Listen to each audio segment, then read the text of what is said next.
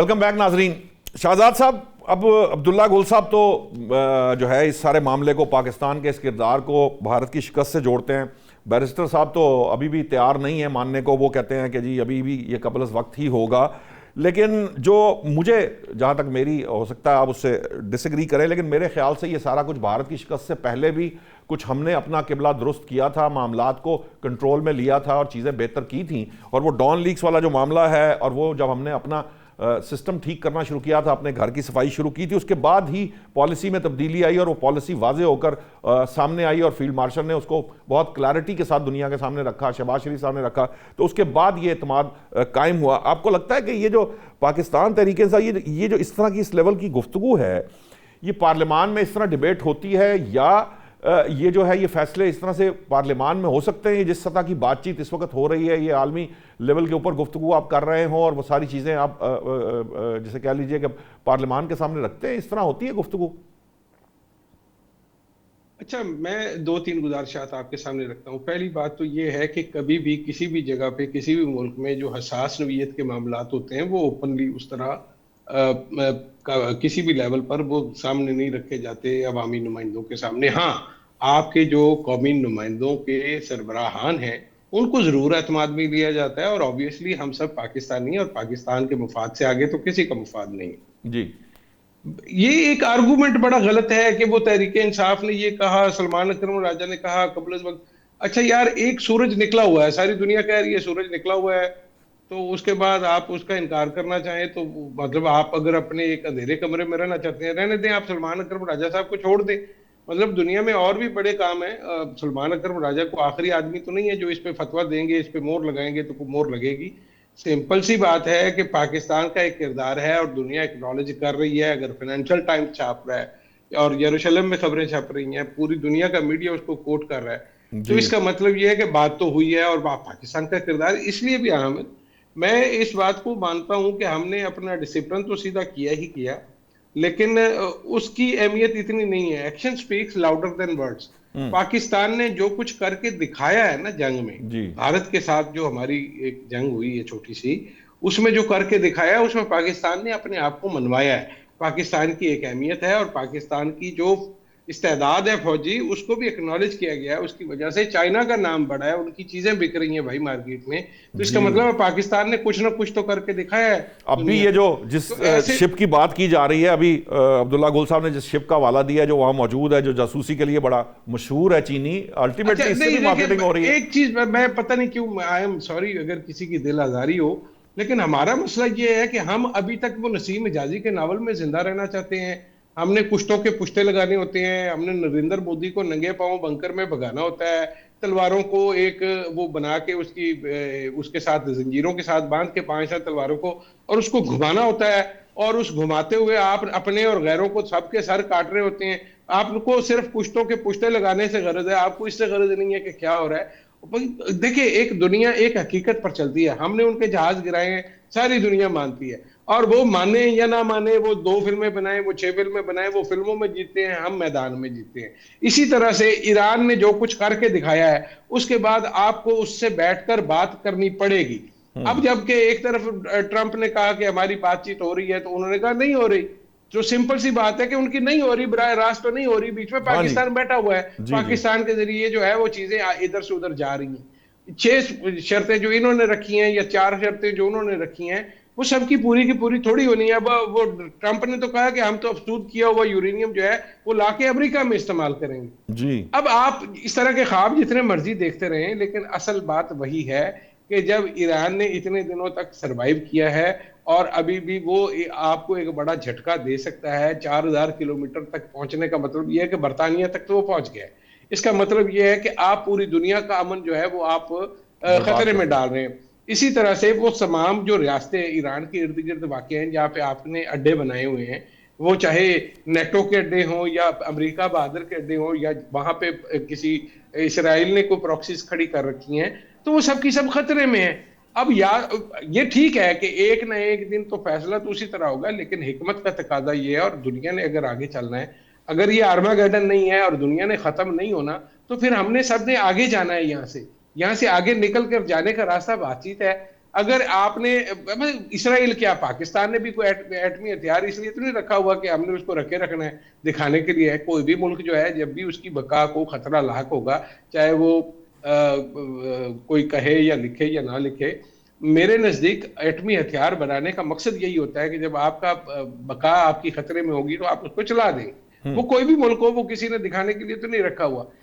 ऐसे में ईरान को आप अगर बिल्कुल दीवार के साथ लगा देंगे, तो मैं इस बात से इत्तेफाक करता हूं कि उनके पास कुछ ना कुछ डर्टी बॉम्ब्स की हद तक कोई ना कोई चीज होगी, जिसकी बुनियाद पर बाकी दुनिया को भी सोचना पड़ेगा, क्योंकि खाली पटाखों से तो कोई नहीं डरता।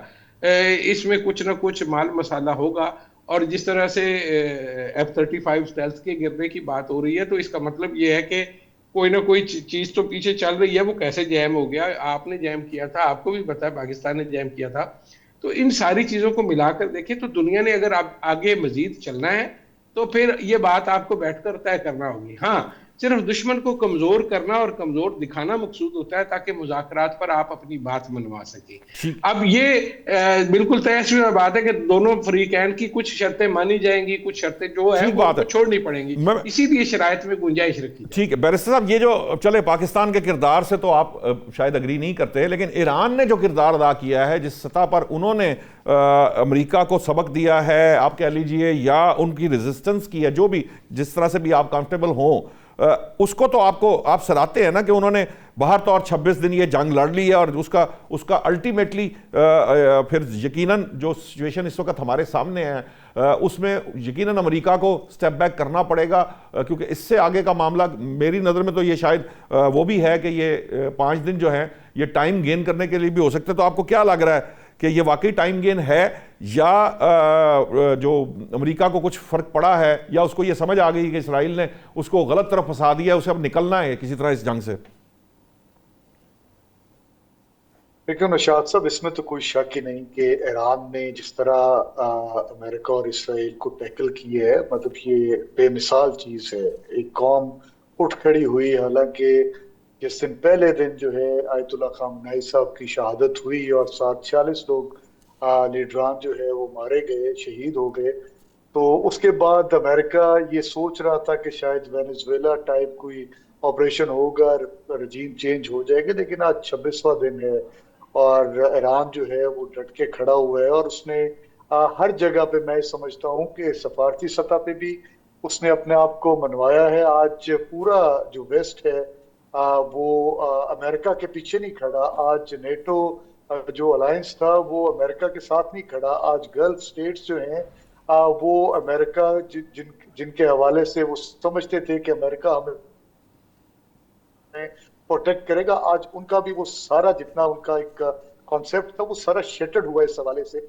और इस खत्ते के अंदर ईरान जो है, मतलब लेकिन वो तो दुबई तो कह रहा है कि मैं मजीद इन्वेस्टमेंट करूंगा। अब वो और ज्यादा, वो जिस मकसद के लिए ये जंगें होती हैं कि असलहा मजीद खरीदेंगे, और मुआहदे करने जा रहा है अमेरिका के साथ दुबई, यूएई।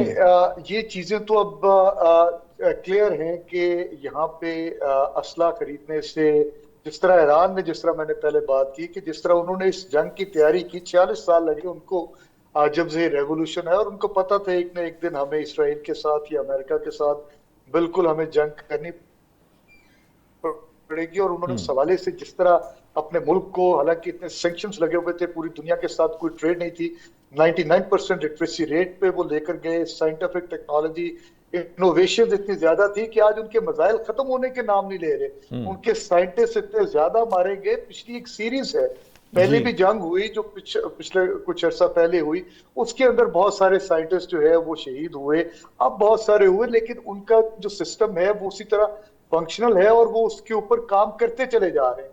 और वो बिल्कुल किसी जगह पे डगमगाए नहीं, बल्कि वो ये कह रहे हैं कि अगर ये जंग रुकेगी तो हमारी शराइत के ऊपर रुकेगी, ना कि अमेरिका या इसराइल की शराइत के ऊपर। और ये बात तो मेरा ख्याल है पूरी दुनिया पे, अब तो अमेरिका जो है वो तकरीबन मिन्नत समाजत वाले मूड के अंदर आया हुआ है कि ये स्ट्रेट ऑफ हॉर्मुज जो है ये किसी तरीके से इसको ओपन किया जाए। कभी वो जापान की तरफ देखता है, कभी वो बाकी ममालिक की तरफ देखता है, उनसे मदद मांगता है कि आओ मेरी हेल्प करो, लेकिन कोई नहीं आ रहा। और उसकी एक बुनियादी वजह ये है कि उन्होंने बड़ी जल्दी में ये फैसला किया। आप देखें जिस तरह इराक का मामला और अफगानिस्तान में नेटो फोर्सेस आई, तो उसके पीछे एक मुकम्मल मुशावरत थी, हर मुल्क को ऑन बोर्ड दिया गया, और उसके बाद मतलब एक लंबे अरसे तक इन्होंने यहाँ पे वो जंग जो है उसको जारी रखा। और आपको याद होगा जो पहले बात मैंने की थी उसका कॉन्टेक्स्ट ये था कि जब अफगानिस्तान से अमेरिका गया तो उस वक्त अमेरिका को फैसिलिटेट हमने किया था, जी। लेकिन उसके बाद जो दोहा अकॉर्ड हुआ, क्या हम अमेरिका को पाबंद कर सके? अमेरिकन का वही असला हमारे खिलाफ पाकिस्तान के अंदर इस्तेमाल होता रहा, लेकिन किसी एक फ्रंट के ऊपर हमने अमेरिका को इस मामले में क्रिटिसाइज नहीं किया, हमने उनको अकाउंटेबल नहीं ठहराया कि आपने दोहा अकॉर्ड किया था ठीक। जिसके तहत ये फैसला हुआ था कि अफगानिस्तान की सरजमीन किसी और जगह पे दहशतगर्दी के लिए इस्तेमाल नहीं होगी। ठीक। तो जब हम उन बातों पे अमेरिका को नहीं मनवा सके, उनको हम लोग जो है टफ टाइम नहीं दे सके, तो ईरान और अमेरिका, ईरान ने तो अपने आप को बनवाया है कि ये पार है और एक बहुत बड़ी पार बन के उभर के सामने है और एक नया वर्ल्ड ऑर्डर बनने जा रहा है इसके। ठीक है, आपकी आवाज़ कुछ ब्रेक हो रही है। बहुत बहुत शुक्रिया अब्दुल्ला गुल साहब, डॉक्टर हसन जफ़र साहब, बैरिस्टर शाहिद मसूद साहब, शाहजाद फारूकी साहब, आप सब मेहमानों का बहुत शुक्रिया। दो बातें बड़ी अहम सामने आई हैं। पहली बात तो ये है कि इसमें कोई शक नहीं, ये जो अभी खैर जो बैरिस्टर साहब कह रहे थे कि हमने वो जो असलहा है वो वैसे ही अफगानिस्तान में बडगाम एयरबेस या इधर उधर जहाँ जहाँ मौजूद था वो हमने ख़त्म कर दिया है, अब वो असले का मामला अब उस तरह रहा नहीं। जहाँ तक बात है ईरान की, तो ये बात बिल्कुल वाज़े हो चुकी है कि ईरान न सिर्फ तैयार था बल्कि उसकी कैलकुलेशन अप्रोप्रिएट थी, जबकि ये जंग शुरू करने वालों की जो कैलकुलेशंस थी वो ठीक नहीं थी, जिसका नतीजा ये है कि आज उन्हें अपने ज़ख़म चाटने पड़ रहे हैं और ज़ख़म चाटने के साथ साथ अब वो जिसे कह लें मिन्नतों और समाजतों पर आए हुए हैं। पाकिस्तान के किरदार की जब बात की जाती है, यकीनन ये इसलिए भी है कि अमेरिका अब इस जंग से निकलना चाहता है, तो पाकिस्तान यकीनन कोशिश करेगा कि फैसिलिटेट करे, नॉट फॉर कि अमेरिका के लिए फैसिलिटेट कर रहा है, बल्कि वो मिडल ईस्ट के अमन के लिए, वो ईरान में अमन के लिए, वो पूरी दुनिया में अमन के लिए जो है ना इस मुज़ाकराती अमल को फैसिलिटेट करेगा, क्योंकि पाकिस्तान की पॉलिसी वाज़े हो चुकी है। पाकिस्तान उस पॉलिसी पर गामजन है जिसमें मीडिएशन का रोल अदा किया जाता है, ना कि इधर उधर के जो अल्ले तल्ले हैं, इलाकाई मामलात हैं, उसमें टांग अड़ाने, उनको उनके अंदर अपने को उलझाने। पाकिस्तान इस तरह के किसी मामले के अंदर अपने आप को उलझाना नहीं चाहता। यही रोल अब तक अदा किया है पाकिस्तान ने ईरान, सऊदी अरब और दीगर ममालिक के दरमियान, और यही किरदार है जो वो आगे लेके चलना चाहता है। चीन भी इसी तरह से आगे बढ़ता है फॉरेन पॉलिसी का, और पाकिस्तान भी यही चाहता है कि वो पुरअमन रहे और पूरी दुनिया के अमन के लिए कोशिशें जारी रखे। नाज़रीन, आज तक के लिए इतना ही। कल नए मौज़ूआत के साथ हाजिर होंगे। अल्लाह निगहबान।